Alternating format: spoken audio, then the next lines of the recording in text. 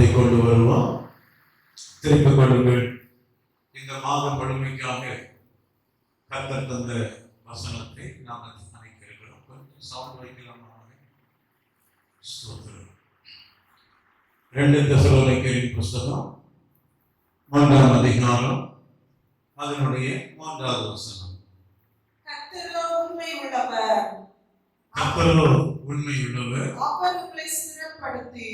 அவர் உங்களை ஸ்திரப்படுத்தி தீமையினின்று விலக்கி காத்துக் கொள்ளுவார். அருமையான கர்த்தருடைய பிள்ளைகளே, இந்த 2025ஆம் வருடத்தின் கடைசி மாதமாகிய டிசம்பர் மாதம் 2வது வாரத்திலே கர்த்தர் நம்மை கொண்டு வந்திருக்கிறார். இதன் அடிப்படையிலே கர்த்தராகிய ஆண்டவர் இந்த வசனத்தை நமக்கு கொடுத்திருக்கிறார். அன்புக்குரிய கர்த்தருடைய பிள்ளைகள்,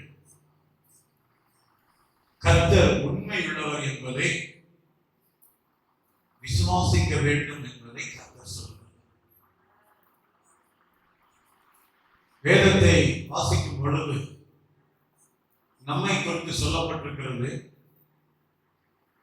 நாம் பலவீனர், நாம் மனம் மாறக்கூடியவர்கள், நாம் உண்மை இல்லாதவர்கள்.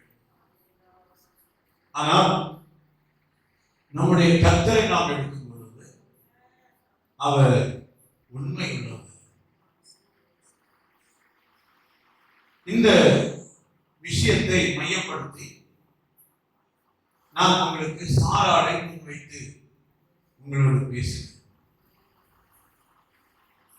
சாராளும் ஆபிரகாமும் வயது சென்று முதிர்ந்தவர்களாக இருந்தார்கள். ஆனால் ஆண்டவர் அவர்களுக்கு ஏராளமான காரியங்களை வாக்கு பண்ணியிருந்தார்.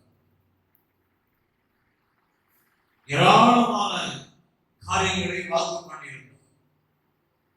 ஒரு சந்ததி வானத்தின் நட்சத்திரங்களைப் போல் இருக்கும், பூமியின் தூளை போல இருப்பார்கள், கடற்கரை மணலை போல காணப்படுவார்கள். இப்படியெல்லாம் ஆண்டவர் அவனுக்கு வாக்கு கொடுத்தார். நீ இந்த தேசத்துல எவ்வளவு தூரம் நடந்து திரிய முடியுமோ அவ்வளவு தூரம் நீ நடந்து திரிவாயாக, இதை உனக்கும் உன் சந்ததிக்கும் கொடுப்பேன் அப்படின்னு வாக்கு பண்ணினார். நல்ல முதிர் வயதிலே நீ அடக்கம் பண்ணப்படுவாய் அப்படின்னு வாக்கு பண்ணினார். இதெல்லாம் ஆண்டவர் அவருடைய சிநேகிதனாய் ஆபிரகாமுக்கு அவர் பண்ணின வாக்குத்தத்தத்தின் வார்த்தை. இப்ப இந்த ஆபிரகாம், சாராள், இவங்க 2 பேருமே ஆண்டவர் சொன்ன வார்த்தையின் மேல விசுவாசம் வைத்திருந்தார். 2 பேரும் வயது சென்று முதிர்ந்தவர்களாக இருந்தாங்க. நல்ல வயசாச்சு, 90 மேல வயசு வந்துச்சு.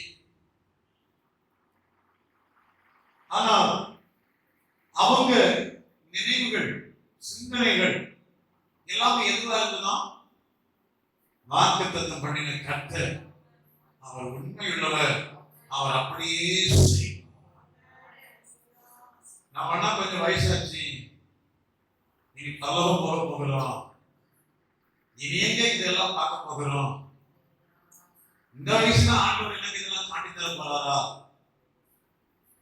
இந்த 120வது வயசுல மலையில யார சொல்ல போறாரா, இந்த 120வது வயசுல என் ஜனங்களுக்கு ஆண்டவர் கொடுக்க போகிற தேசத்தை பார்க்க சொல்ல போகிறாரா, அந்த அளவு கண்ணின் காட்சியெல்லாம் எனக்கு தெளிவா இருக்க போகுதா? மோசே சந்தேகப்படுத்த, இந்த மலையில நீ ஏறு, அங்க இருந்து நான் ஜனங்களுக்கு கொடுக்கப்பட போகிற தேசத்தை நீ பார் என்று சொன்னார். நம்முடைய ஆண்டவர் எவ்வளவு நல்லவர், அவர் சொன்னதை அப்படியே செய்கிறார். அதனால்தான் அவர் தம்முடைய பிள்ளைகளுக்கு நிறைய காரியங்களை வாக்கு பண்ணியிருக்கிறார். அவர் வாக்கு பண்ணி அதை நிறைவேற்றுகிறார். இந்த வாக்குத்தத்தமான வார்த்தைகள் அனைத்தையும் தேவனுடைய பிள்ளைகள் விசுவாசிக்க வேண்டும் என்று கர்த்தர் விரும்புகிறார். அப்படி விசுவாசிக்கிற தேவனுடைய பிள்ளைகள் எல்லாம் கைகளை உயர்த்தி கர்த்தரை ஸ்தோத்திரம் பண்ணுவோம். ஸ்தோத்திரம், ஸ்தோத்திரம், ஸ்தோத்திரம், ஸ்தோத்திரம், ஸ்தோத்திரம், ஸ்தோத்திரம், ஸ்தோத்திரம், ஸ்தோத்திரம், ஸ்தோத்திரம், ஸ்தோத்திரம், ஸ்தோத்திரம், ஸ்தோத்திரம், ஸ்தோத்திரம், ஸ்தோத்திரம், ஸ்தோத்திரம். அதனால யாக்கோபுக்கு வாக்கு பண்ணினார், நான் உனக்கு சொன்னதை செய்யும் அளவும் உன்னை கைவிடுகிறதே இல்லை. நாம் எல்லாரும் நம்முடைய வலது பக்கம் நம்முடைய இடது பக்கம் அதிகமாக பார்க்கிறோம். மற்ற குடும்பங்களை அதிகமாக பார்க்கிறோம். மற்ற நண்பர்களை அதிகமாக பார்க்கிறோம். ஆண்டவரே, அவங்க எல்லாம் ரொம்ப மேன்மையாக இருக்கிறார். ஆனால் அப்படி இல்லையே. நம்மளை நாமளே மெச்சிக்கொள்வோம். நாம் ரொம்ப பரிசுத்தமானவர்கள் என்று ஆண்டவருக்கு முன்னாடி சொல்லி காட்டுகிறோம். நான் ஒழுங்கு ஆராதனைக்கு போகிறேன், தசமமாக எல்லாம் சரியா கொடுக்கிறேன், காணிக்கையெல்லாம் ஒழுங்கா கொடுக்கிறேன். ஆனால் என்னுடைய வாழ்க்கையில் ஒரு முன்னேற்றம் வரவில்லை, என்னுடைய குடும்பத்தில் ஒரு முன்னேற்றம் வரவில்லை. அப்ப என்னுடைய நினைவுகளும் என்னுடைய சிந்தைகளும் முழுமையாக நிரப்பி வைத்திருக்கிறது இந்த உலகத்தின் தேவைகள் சந்திக்கப்படுவதற்காக. ஆனால் ஆபிரகாமும் சாராளும் அப்படிப்பட்ட நிலவரத்தோடு வாழவில்லை. ஆண்டவர் ஆயத்தமாக்கி வைத்திருந்த ஒரு நகரத்தை அவர்கள் பார்த்துக் கொண்டே இருந்தார். அதை தூரத்தில் அணைத்துக் கொண்டார்கள் என்று 11 நாம் வாசிக்கிறோம். தேவன் தாமே கட்டி உண்டாக்கின அஸ்திவாரம் உள்ள நகரத்திற்கு அவர்கள் காத்திருந்தார்கள். அதனால்தான் அந்த உலகத்திலே தங்களை அந்நியரும் பிரதேசிகளும் ஆக்கிக் கொண்டார்கள். கூடாரத்திலே வாழ்ந்தார்கள். பெரிய சீமானாய் இருந்தாலும், பொன்னும் வெள்ளியும் உடைய சீமானாய் இருந்தாலும், ஏராளமான வேலைக்காரர்கள் அதிகமாக இருந்தாலும், அவர்கள் வாழ்ந்த வாழ்க்கை ஒரு எளிதான வாழ்க்கையாக இருந்தது. காரணம், அவர்கள் விரும்பினது எல்லாமே தேவன் கட்டி உண்டாக்கின அந்த மகிமையுள்ள ராஜ்யத்தை தான் அவர்கள் நேசித்தார்கள், அவர்கள் விரும்பினார்கள்.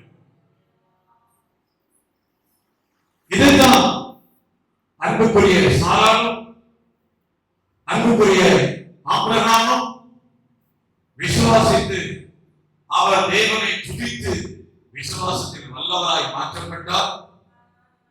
இந்த சாராள் வாக்குத்தத்தம் பண்ணினதை நிறைவேற்ற வல்லவர் என்று நினைத்து, தன்னுடைய நினைவோடு நினைத்து அப்படியாக ஒரு வாழ்க்கை வாழ்ந்தபடினாலே நேரம் வந்த பொழுது அவர் கர்ப்பம் தரிக்கப்பட்டு அதுக்குள்ள பலனை பெற்று ஒரு நல்ல வாக்குத்தத்தமான பிள்ளையை பெற்றெடுத்தார். ஒரு ஆசீர்வாதத்தின் பிள்ளையை பெற்றெடுத்தார். அதற்காக கர்த்தரை நாம் எல்லாரும் ஸ்தோத்திரம் பண்ணுவோம். ஸ்தோத்திரம், ஸ்தோத்திரம், ஸ்தோத்திரம், ஸ்தோத்திரம், ஸ்தோத்திரம். அந்த வாக்குத்தத்தத்தின் பிள்ளைதான் இயேசு கிறிஸ்து. இந்த ஆபிரகாம், இந்த சாராள் இப்படிப்பட்டதான ஒரு வாக்குத்தத்தத்தின் பிள்ளையை பெற்றெடுப்பதற்கு அவர்கள் விசுவாசிக்காது என்றிருந்தால், இயேசு என்கிற ஒரு நல்ல கிறிஸ்து இன்னைக்கு நமக்கு கிடைச்சிருக்கிறார். அதனால கலாத்தியர்களை வாசிக்கிறோம். ஈசாக்கை போல நீங்களும் நானும் வாக்குத்தத்தத்தின் பிள்ளைகளாக இருக்கிறோம். ஆனால் மத்தேயு 1:1 வாசிக்கிறோம். ஆபிரகாமின் குமாரனும் தாவீதின் குமாரனுமாகிய இயேசு கிறிஸ்துவின் வம்சம்.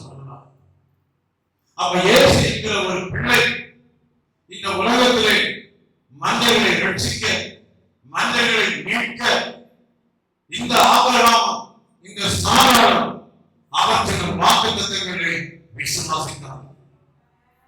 இன்னைக்கு நீங்களும் நான் ஆண்டவர் சொன்ன இப்படிப்பட்ட வாக்குத்தத்தமான வார்த்தைகளை விசுவாசிக்கிறவர்களாக இருந்தால் இன்றைக்கு உங்களுக்குள்ளையும் இயேசு வெளிப்பட்டு சத்துருவாய சாத்தானுடைய தலையை நசுக்கிறவர்களாக காணப்படுகிறார்.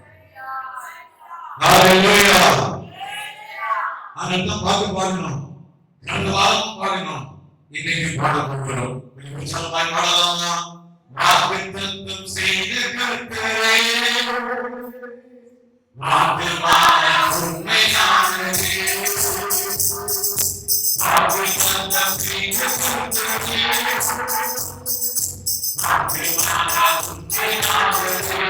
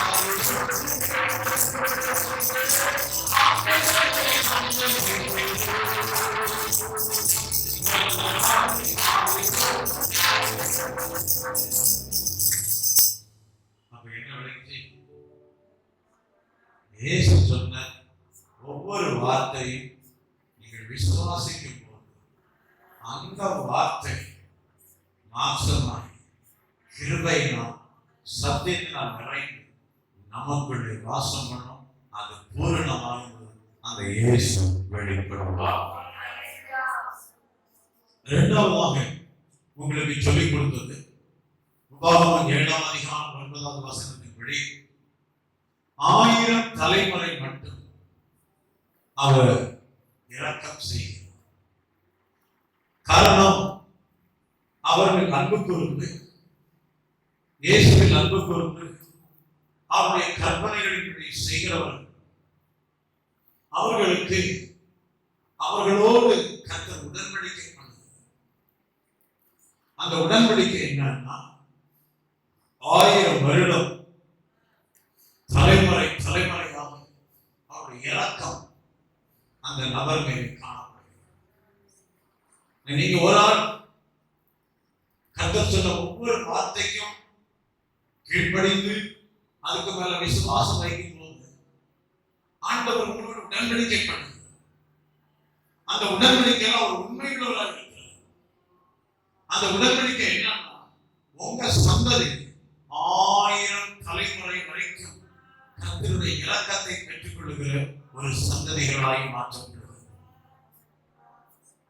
அதுக்காக வேண்டிதான் ஆண்டவர் உங்களோட உடன்படிக்கை பண்ணுகிறார்.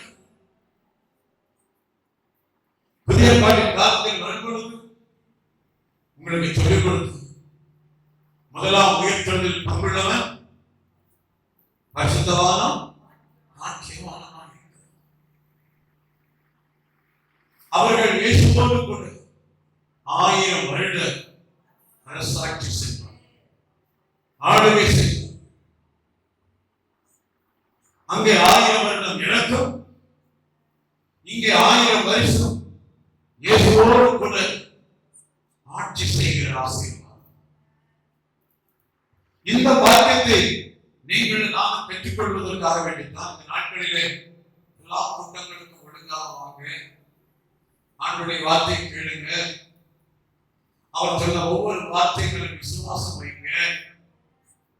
உங்க தேவையை விட ஆண்டவருடைய தேவையை அதிக முக்கியப்படுத்திக் கொள்ளுங்கள். அந்த தேவை சந்திக்கப்படுவதற்காக தேவ சமூகத்திலே அதிகமாக கடந்து வாருங்கள். அப்படியாக ஆண்டவர் உங்களுக்கு அழைப்பு கொடுக்கிறார். இந்த உலகத்துல பாருங்க, சில பிள்ளைகள் எல்லாம் படிக்கிற பிள்ளைகள் எடுத்து பாருங்க. சில பிள்ளைகள் வேகமா படிச்சு பாஸ் பண்ணி அவர்கள் சீக்கிரமாக நல்ல வேலையில் அமர்த்தப்படுவார்கள். நம்ம பிள்ளைகளை பார்க்கும் போது அவர்கள் பின்தங்கி இருக்கும் போது நம்ம மனசுக்கு ரொம்ப கஷ்டமா இருக்கும். ஆண்டவரே, என் பிள்ளைக்கு எனக்கு இப்படிப்பட்ட ஒரு நல்ல நாள் வரும். ஆனால் அந்த அருமையான பையனை எழுதிக்கிட்டார். அதை சொல்வதை விட எனக்கு இப்போது ஞாபகம் வருகிறது. எங்க ஊர்ல எங்களுக்கு ஒரு அக்கா, சுனி அக்கான்னு ஒரு அக்கா, என் அக்கா கூட தான் சேர்ந்து படிச்சாங்க. நான் படிச்ச நேரங்கள் எல்லாம் அந்த அக்காவை நான் கவனிச்சேன். நான் சின்ன பையனா இருந்தனால, கொஞ்சம் விளையாட்டு புத்தி அதிகமா இருந்ததுனால எனக்கு நேரம் போகணும்னா நான் யார் கூட விளையாடி சிலத்துக்கு அந்த அக்கா பார்க்க வாலிபால் விளையாடு. அப்போ நான் சிலத்துக்கு நேரம் போகலன்னு சொன்னாங்க. அவங்க கூட விளையாட போகல. அந்த கண்ணோட்டத்துல நான் போகலாம் இந்த அக்கா புக் எடுத்து படிச்சுக்கிட்டே இருக்கு. சிலத்துக்கு விளையாட வருவாங்க என்ன திருப்தி பண்றதுக்காக. சரி வந்திருக்கு நம்ம கடை கொஞ்ச நேரம் விளையாடி போவோம். ஆனா அவங்களை பார்க்கும் போதெல்லாம் அவங்க புக்கு கையுமா இருக்கும். நன்றாக சிஎஸ்சி குடும்பத்தில் இருந்தாலும் ஜெபிக்கிற ஒரு தேவபக்தியுள்ள ஒரு குடும்பம் தான். நல்ல முன்னேற்றத்திலே வந்தார். ஆனா நம்ம பார்க்கிறோம் அவங்க முன்னேறிவிட்டார்கள் என்று பார்க்கிறோம், அவங்க மேலே வந்து விட்டார்கள் என்று பார்க்கிறோம். ஆனா அவங்க என்ன செய்தார்கள் அதை நம்ம கண்டிக்காம போகணும். அவங்க முதலாவது கர்த்தர்கிட்ட வந்தாங்க, கர்த்தர்கிட்ட ஜெபம் பண்ணாங்க, கர்த்தருடைய சமூகத்தில் உண்மையாக இருந்தாங்க. அதுக்கு பிற்பாடு தங்களுடைய வாழ்க்கையில் ஒரு நல்ல முயற்சியும் எடுத்துக்கொண்டாங்க. நம்ம இதெல்லாம் பார்க்க மாட்டோம். இன்னைக்கு அவங்க ஆகம் இருக்கிறாங்க, ஓகம் இருக்கிறாங்க, அதை மட்டும் பார்த்துருவோம். ஆவிக்குரிய வாழ்க்கையில அப்படிதான். அனுதினமும் ஒழுங்கா தெய்வ சமூகத்துல வருவாங்க, ஆண்டவரோடு நல்ல ஒரு ஐக்கியத்தை வைத்துக் கொள்வாங்க. தன்னுடைய ஆவி ஆத்மா சரீரத்தில் எந்த விதமான கரைகள் இல்லாமல் ஒரு வாழ்க்கை நடத்தி கொள்வாங்க. ஆண்டவர் சொன்ன எல்லா வார்த்தைக்கும் தங்களை கீழ்படுத்துவாங்க. அதுக்கு மேல நல்ல விசுவாசம் வைப்பாங்க. ஆண்டவரோடு எப்பொழுது பேசிக் கொண்டு இருப்பாங்க. இப்படிப்பட்ட அனுபவத்தில் இருக்கும் பொழுது ஆண்டவருடைய சமயம் வரும் பொழுது அவர்களை அவரோடு சேர்த்துக் கொள்வார். இதைத்தான் ஆண்டவர் நமக்கு சொல்லிக் கொடுக்கிறார். உங்களுக்கு முன்னே ஆயக்காரரும் வேசிகளும் தேவனுடைய ராஜ்யத்துக்குள்ளே பிரவேசிக்கிறார்கள். ராஜ்யத்தின் புத்திரராகிய உங்களையோ புறம்பான இருளில் தள்ளப்பட்டவர்களாய் பார்க்கும் பொழுது உங்களுக்கு அழகையும் பற்கடிப்பும் உண்டாகும். அந்த நாட்களில் நமக்கு அப்படிதான். ஆண்டவரை நேசித்து தேவ சமூகத்தில் வந்து ஆண்டவருக்காக ஊழியம் செய்த, ஆத்மாக்களை ஆதாயம் செய்த மக்களை ஆண்டவருடைய ராஜ்யத்திலே மகிமை பொருந்தவராக உட்கார வைக்கும் பொழுது கீழே இருந்து ரொம்ப வருத்தத்தோடு அன்றைக்கு பார்த்தோம். அந்த நிலைமை வராமல் இருக்கிறதுக்காக வேண்டிதான் ஆண்டவர் இன்னைக்கு உங்களோடு ஒரு நல்ல உடன்படிக்கை செய்யக்கூடியாக வாஞ்சிக்கிறார். 1000 தலைமுறை மட்டும் உங்களோடு இந்த பூமியில இருந்து ஆளுகை செய்ய வாஞ்சிக்கிறார். நிறைய பேருக்கு ரொம்ப ஆசை. அன்னைக்கு சீசரோடு வாழ்ந்தீங்க, சைலத்துல வாழ்ந்தீங்க, இன்னைக்கு எங்களோட வாழ ஆசை அப்படின்னு உங்களுக்கு விருப்பம் இருக்கலாம். அந்த ஆசையை நிறைவேற்றுவதற்காக வேண்டினா ஆண்டவர் இந்த உலகத்துல பரிசுத்த ஆவியானவரை வைத்துக் கொண்டார். பழைய காலத்தில் வாசிக்கும் பொழுது பரிசுத்த ஆவியானவர் அந்தந்த நேரங்களில் மட்டும்தான் வந்தார். நோவா காலத்திலே தண்ணீர் பற்றி போயிருக்கிறதா பார்க்கிறதுக்காக அந்த புறா அனுப்பப்பட்டது. சிங்கம் எதிராக வந்தது, சிம்சோனுக்கு எதிராக ஆவியானவர் இறங்கினார். ஒரு ஆட்டுக்குட்டியை கிழித்து போடுகிறது போல அவன் கிழித்துக் கொண்டான். சமுத்திரம் தேவனுடைய ஜனங்களுக்கு முன்பாக தடையாக நின்றது. ஆவியானவர் இறங்கினார், கீழ்காற்று வீசப்பட்டது, சமுத்திரம் இரண்டாக பிளக்கப்பட்டது. ஆனால் இந்த புதிய பாட்டின் காலத்துக்குள்ளே ஏதோ அந்த நேரத்திற்காக மட்டும் ஆவியானவர் வந்து செயல்படவில்லை. இயேசு கிறிஸ்துவானவர் நிரந்தரமாகவே ஆவியானவர் இந்த உலகத்தில் வைத்திருக்கிறார். ஆனால் நம்ம எல்லாருக்கும் ஆண்டவர் சொன்ன ஒரு பெரிய வார்த்தை, நான் உங்களை திக்கற்றவர்களாக விட உங்களிடத்திலே வருவேன்.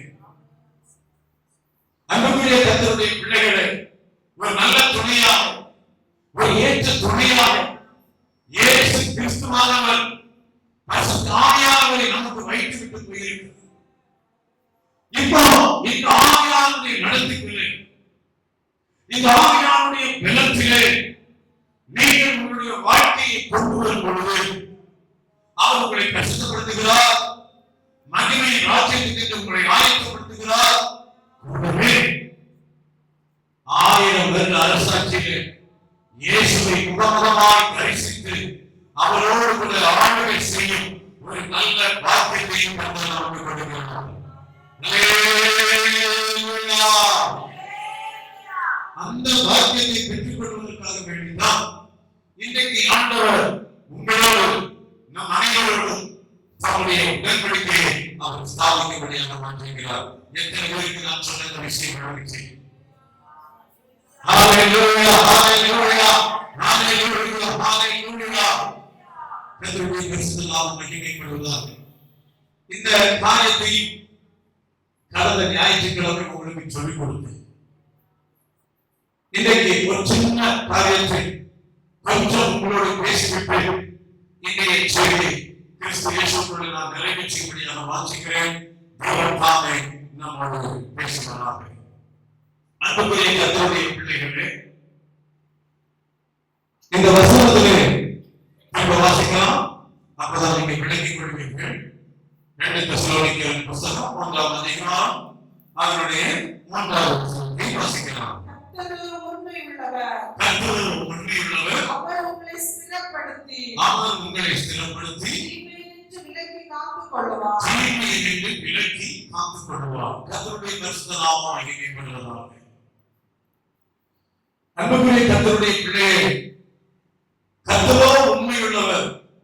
அதனுடைய விளக்கத்தை வசனத்தின் வெளிச்சத்திலே நீங்கள் அறிந்து கொண்டீர்கள். இப்பொழுது கர்த்தராகிய ஆண்டவர் அவருடைய பிள்ளைகளாகிய உங்களையும் என்னையும் அவர் ஸ்திரப்படுத்த வச்சு,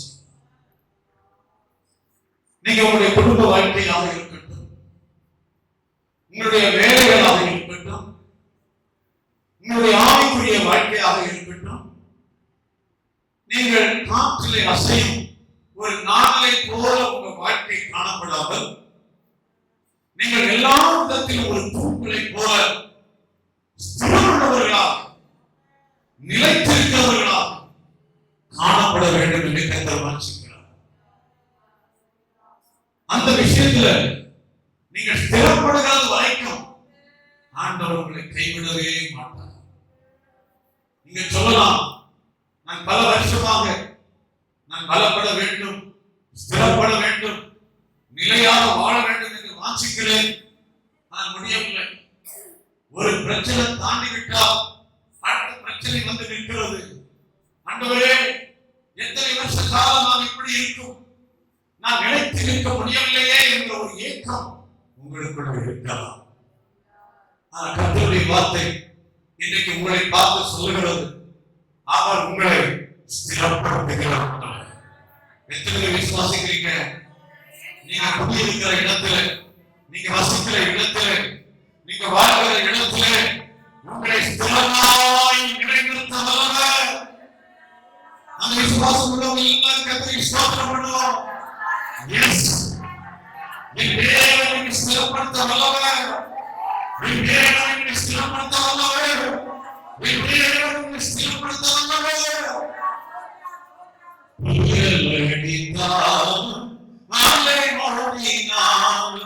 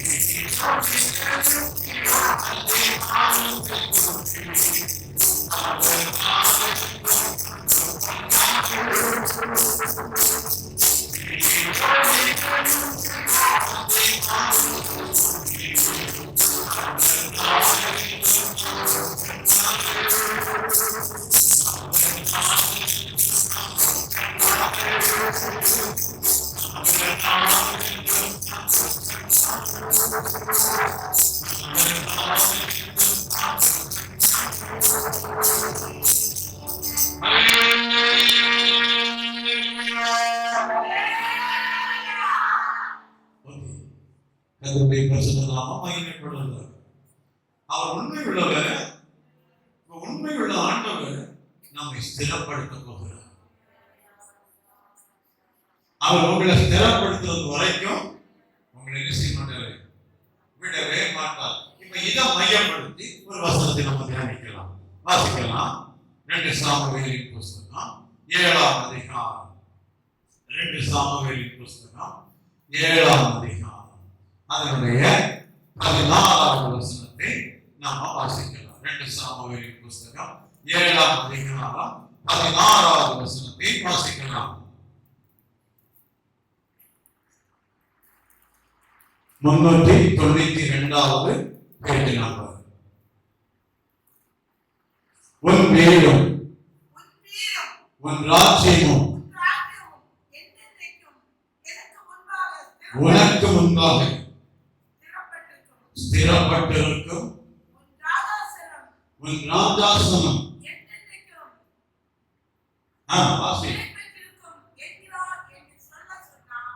என்னை பார்த்து பேச படிக்கணும்னா தப்பு வருது, அங்க பார்த்து படிக்கணும். கர்த்தருக்கு ஸ்தோத்திரம். உன் வீடும் உன் ராஜ்யமும் என்னென்றைக்கும் உனக்கு முன்பாக ஸ்திரப்பட்டிருக்கும். அன்புக்குரிய கர்த்தருடைய பிள்ளைகளே, ஆண்டவர் 2 முக்கியமான விஷயத்தை இங்கே சொல்லுகிறார். முதல்ல என்ன சொல்லுகிறார்? உன் வீடு. 2வது உன் ராஜ்யம். அப்ப உங்க வீட்டுல, என் வீட்டுல முதலாவது கர்த்தருடைய பிள்ளைகள் ஆளுகையும் வீடும் நிலைத்திருக்கும். அதான் உன் வீடும் உன் ராஜ்யமும் என்னைக்கும் நிலைத்திருக்கும். அப்ப கர்த்தருடைய ராஜ்யமும் கர்த்தருடைய ஆளுகையும் கர்த்தருடைய ஆட்சியும் உங்க வீட்டுல உங்க மூலமா ஸ்திரமாக. உங்க வீட்டுல குடும்ப ஜெபம், உங்க வீட்டுல வேத வாசிப்பு, உங்க வீட்டுல காலை ஜெபம், அந்த வீட்டுல தேவனுடைய ராஜ்யம் மட்டுமே ஆளுகை செய்யும். வேற வல்லமை அந்த வீட்டுக்குள் ஆளுகை செய்ய முடியாது. வேற வல்லமைகள் அந்த வீட்டுக்குள்ளே நெருங்க முடியாது. எனக்கு தேவன் உங்களோடு பேசுகிற வார்த்தை, உன் வீடும் உன் ராஜ்யமும் உனக்கு முன்னாடி என்னென்ன ஸ்திரப்பட்டது. உன் வீட்டையோ உன் ராஜ்யத்தையோ என்ன வல்லமையாலும் அசைக்க முடியாது. எத்தனை பேர் விசுவாசிக்கிறீர்கள்? கொடிய வியாதி உன்னை அசைக்க முடியாது. தீய வல்லமைகள் உன்னை அசைக்க முடியாது. சத்துருடைய வல்லமைகள் அசைக்க முடியாது. இல்லாத வல்லமைகள் தொட முடியாது. உனக்கு முன்னாடி ஸ்திரப்பட்டு, உனக்கு முன்னாடி அது நிலைத்து, அது உனக்கு முன்னாடி ஒரு தூங்கலாய் இருக்கும்.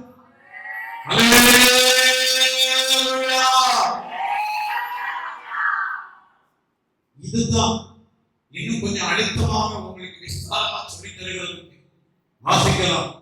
தானியேலின் புஸ்தகம் 4ஆம் அதிகாரம் 34வது வசனத்தை நம்ம வாசிக்கும் பொழுது, தானியேல் அதனுடைய 4ஆம் அதிகாரம் 34வது வசனத்தை நம்ம வாசிக்கும் பொழுது ஆண்டவர் நமக்கு ஒரு விஷயத்தை சொல்லித் தருகிறார். அவ்வேளையில் என் புத்தி எனக்கு திரும்பி வந்தது. என் ராஜ்ய பாரத்தின் மேன்மைக்காக என் மகிமையும் என் முகக்களையும் எனக்கு திரும்பி வந்தது.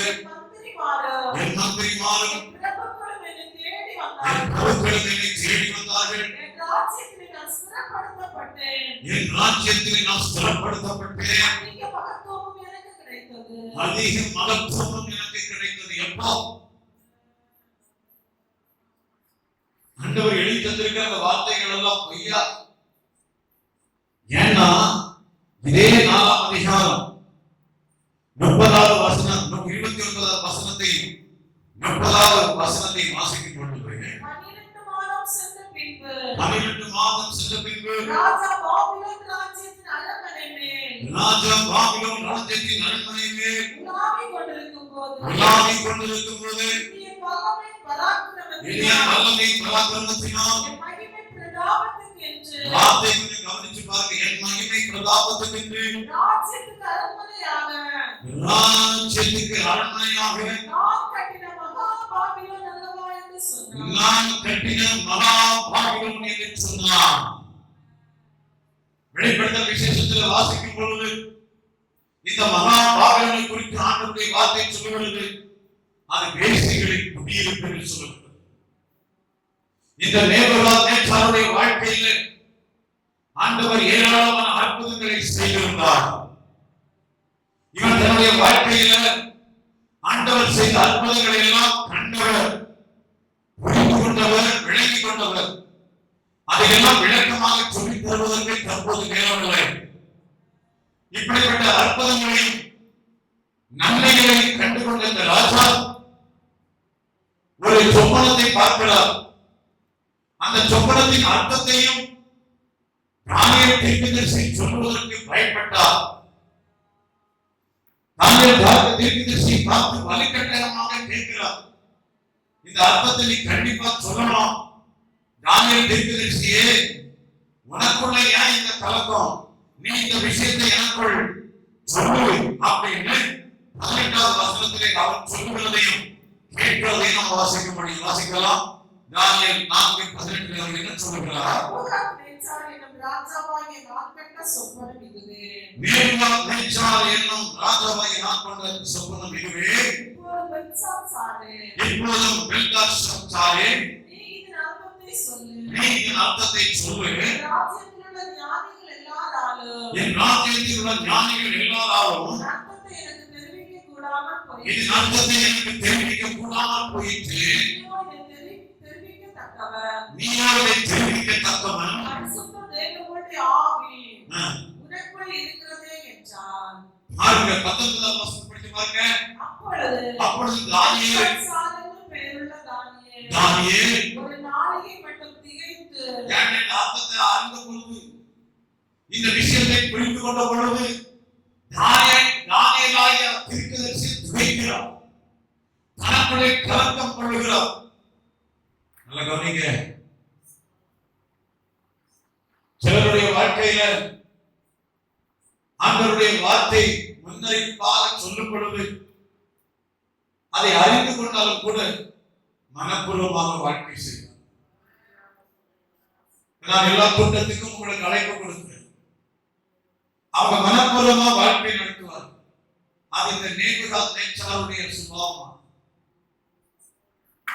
தானியேல் தீர்க்கதரிசி இந்த விஷயத்தை சொப்பனத்துக்கு அர்த்தத்தை சொல்றதுக்கு திகைக்கிறார். ஏன்னா அவரே சொல்லுகிறார் அந்த வசனத்துல. அடுத்த வாசிமா, ராஜாவை நோக்கி பெல்ஷாத்சாரே சொப்பனமும் அதன் அர்த்தமும் அதன் அர்த்தமும் உன்னை கலக்கம் பண்ண வேண்டியதில்லை என்றார். உன்னை கலங்க பண்ண வேண்டியதில்லை என்றால் அப்பொழுது பெல்ஷாத்சார் பிரதியுத்தரமாக, என் ஆண்டவனே, என் ஆண்டவனே, அந்த சொப்பனம் உம்முடைய பகைவரிடத்திலும் அதன் அர்த்தம் உம்முடைய சத்துருக்களிடத்திலும் பலிக்க கடவுது. உமக்கு வேண்டாமப்பா, நீ எங்க ராஜா, உங்க கீழே நாங்க வேலை செய்கிறோம். உங்க குடும்பத்துக்கு இப்படி ஒரு கஷ்டம் வர வேண்டாம். உங்களை பயங்கர பிசாசுகிட்ட வரட்டும், சத்துருக்கிட்ட போகட்டும். நான் இதை சொல்ல விரும்பல, நான் திகைக்கிறேன். ஆனா ராஜா வலி கட்டாம கேட்கிறாரு. அந்த அதிகாரம் எல்லாம் வீட்டுல இருக்கும்போது படித்து பாருங்க. அவரு கடைசியில் எல்லாம் சொல்றாரு. இப்ப இந்த விஷயத்தை நேபுகாத்நேச்சார் தெரிஞ்சு வச்சுட்டார். தெரிஞ்சு வச்சுக்கிட்டு இப்ப ஒரு நாள் வருது. அந்த நாள் 28வது வசனத்துல படிக்கிறோம். இதெல்லாம் ராஜாவாகிய நேபுகாத்நேச்சார் மேல் வந்தது. அது வர்றதுக்கு முன்னாடி இவர் என்ன சிந்திக்கிறாரு, என்ன பேசுறாரு?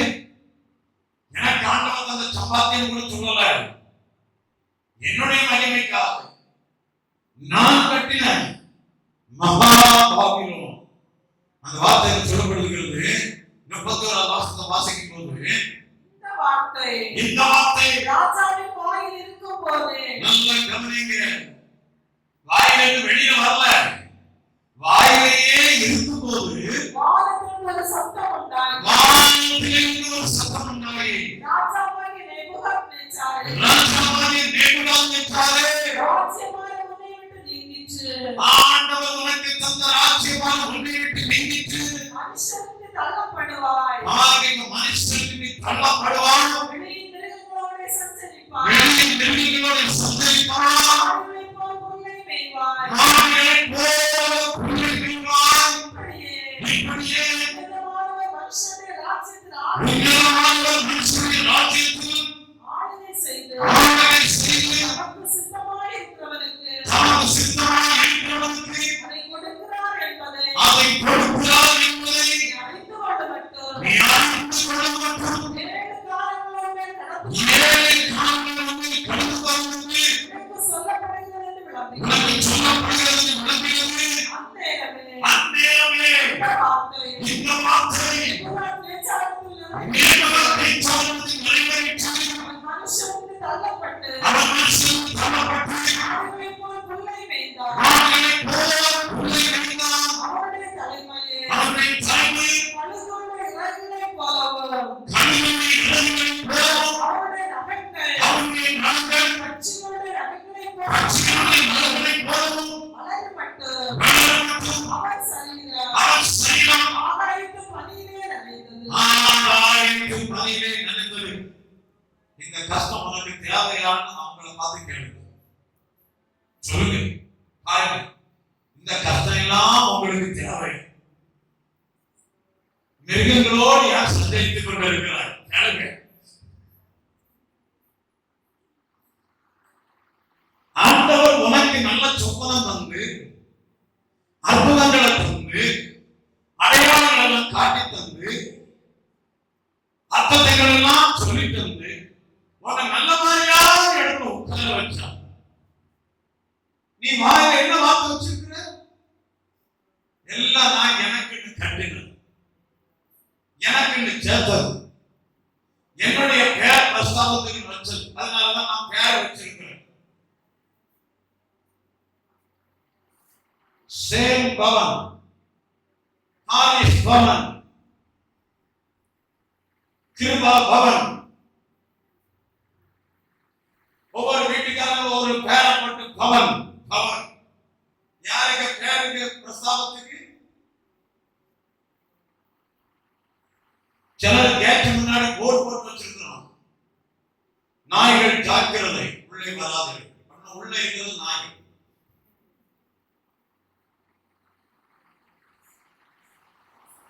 நல்ல கவனிங்க. கர்த்தருக்கு ஸ்தோத்திரம்.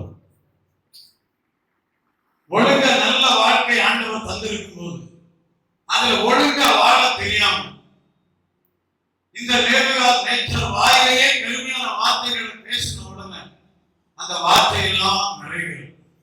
தள்ளப்படுகிறார், மிருகங்களோடு சஞ்சரிக்கிறார். அன்புக்குரிய கர்த்தருடைய பிள்ளையே, நீங்களும் மிருகத்தோடு சஞ்சரிக்கணும்னு ஆண்டவர் விரும்புகிறார். நீ இத்தனை வருஷம் மிருகங்களோடு சஞ்சரித்தது போதும். நீ இயேசுவோடு வாழலாம். சமாதான பிரபுவோடு வாழ்க்கை நடத்தலை கடந்துவார்.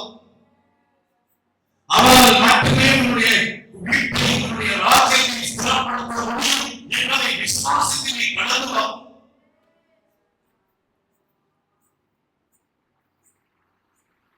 அதனால்தான் இப்ப அவர்களுடைய வாழ்க்கையில் என்ன நடக்குது?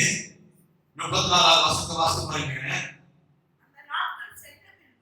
அந்த நாட்கள் கஷ்டப்பட்ட நாட்கள், மிருகத்தோடு வாழ்ந்த நாட்கள், முரட்டு தவறோடு வாழ்ந்த நாட்கள், நீ வருத்தத்தோடு சஞ்சலத்தோடு வாழ்ந்த நாட்கள், ஆண்டவர் ஒரு முடிவு எடுக்கிறார்.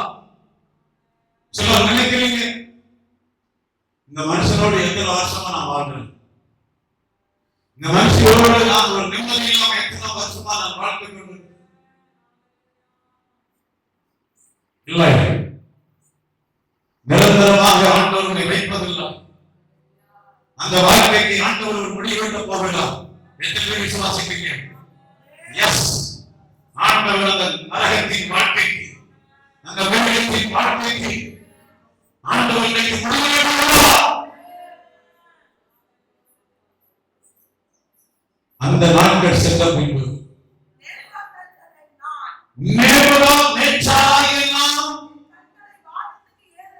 என் கண்களை வானத்துக்கு ஏறெடுத்து. இவ்வளவு நாள் புத்தி வரல. கண்களை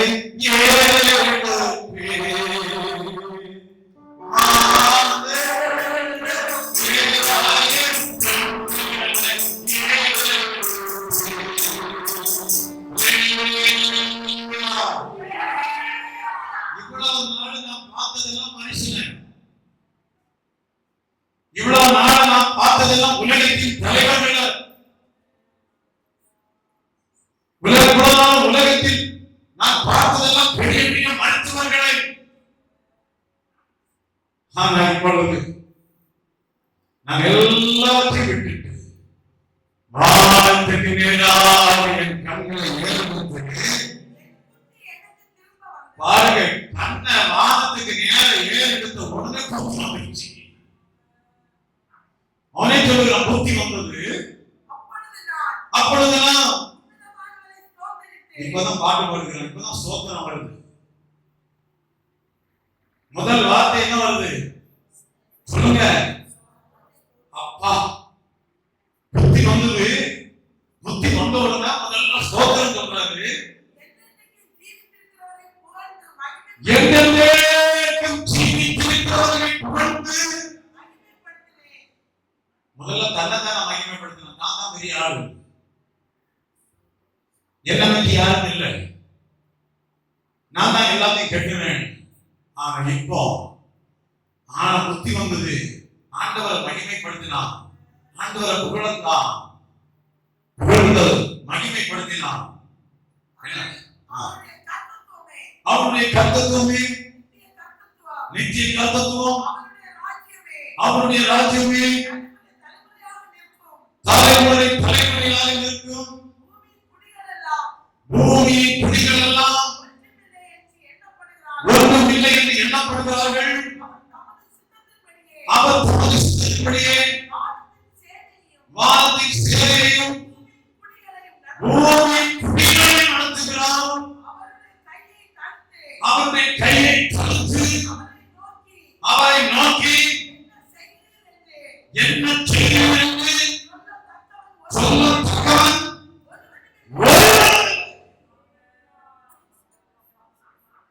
முடிஞ்ச நிலநடுக்கத்தை தடுத்துவாரு,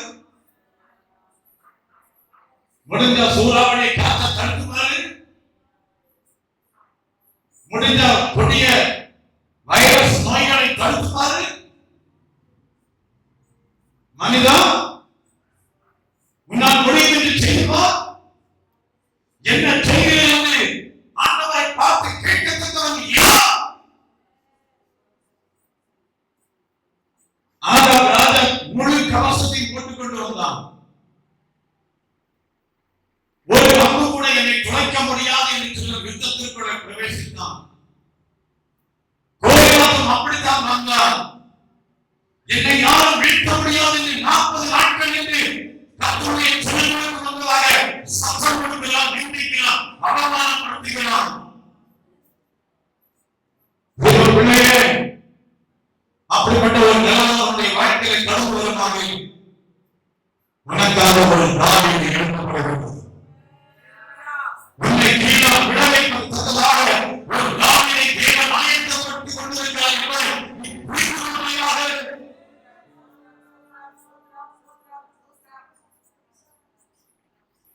இங்கே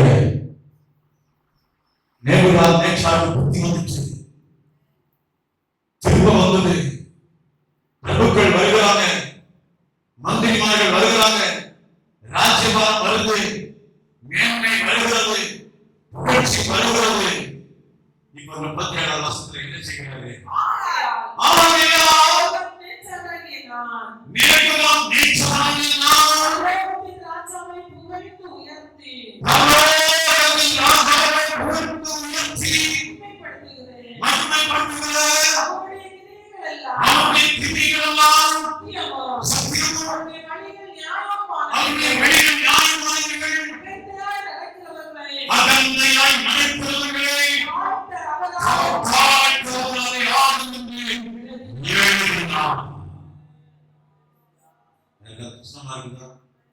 சத்தம் கொஞ்சம் பெருசாயிட்டு முடிக்க போகிறேன். நாம் 8 விதமான காரியத்தில் ஸ்திரமடையும். நான் அடுத்த வாரத்தில் உங்களோடு பேசுகிறேன். இன்னைக்கு நேரமாகிவிட்டு இன்னைக்கு ஆண்டு ஒரே ஒரு காரியத்தை உங்களோடு பேசியிருக்கிறேன். நீ உன் வீட்டில் ஸ்திரமடையணும், அவருடைய ராஜ்யத்தில் ஸ்திரமடையணும். இயேசு சொன்னார், தேவனுடைய ராஜ்யம் உங்களுக்குள் இருக்கிறது. இன்னைக்கு நீ தேவனுடைய ராஜ்யத்தில் ஸ்திரப்பட்டு காணப்படுகிறாயா? இல்ல, இந்த நேபுகாத்நேச்சாரை போல நீ மிருகத்தோடு மீண்டும் வாழ்வதற்காக கடந்து போய்விட்டாயா? நீ பழையபடி உலகத்துக்கு மிகத்துக்கும் மருத்துவ வாழ்க்கைக்கும் சந்தேகிக்கும்படியாக நீ போய்விட்டாயோ? ஞானம் பேசியிருக்கிறோம். முதல்ல உன்னுடைய குடும்பத்தில் ஸ்திரப்படையணும், உன்னுடைய குடும்ப சிந்தையில் ஸ்திரப்படையணும். உன்னுடைய வீட்டுக்கு தேவனுடைய ராஜ்யம் இல்லாமல் வேறு ராஜ்யமாக காணப்படக்கூடாது.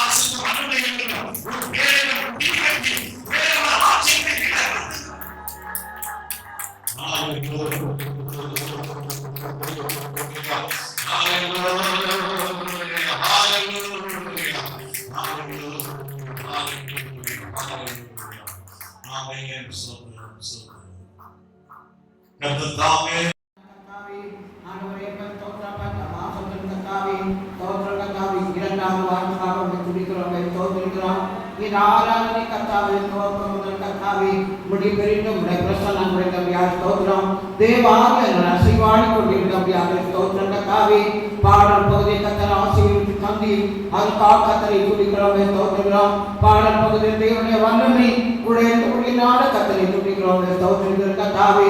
ஆண்டவரே ஜெப பகுதியை கத்தர் ஆசீர்வதிக்கிறப்பா. இந்த ஜெப பகுதியிலே கத்தருடைய ஆவியானவர் ஆசீர்வாடி கொண்டிருந்தபடினாலே கத்தரை நாங்கள் துதிக்கிறோம் ஸ்தோத்திரிக்கிற கத்தாவே. நல்ல வாக்குத்தத்தமான வசனத்தை உம்முடைய மனப்பூர்வமாய் கேட்க கத்தர் கிருபை செய்தபடியால் கத்தரை துதிக்கிறோம் ஸ்தோத்திரிக்கிற கத்தாவே.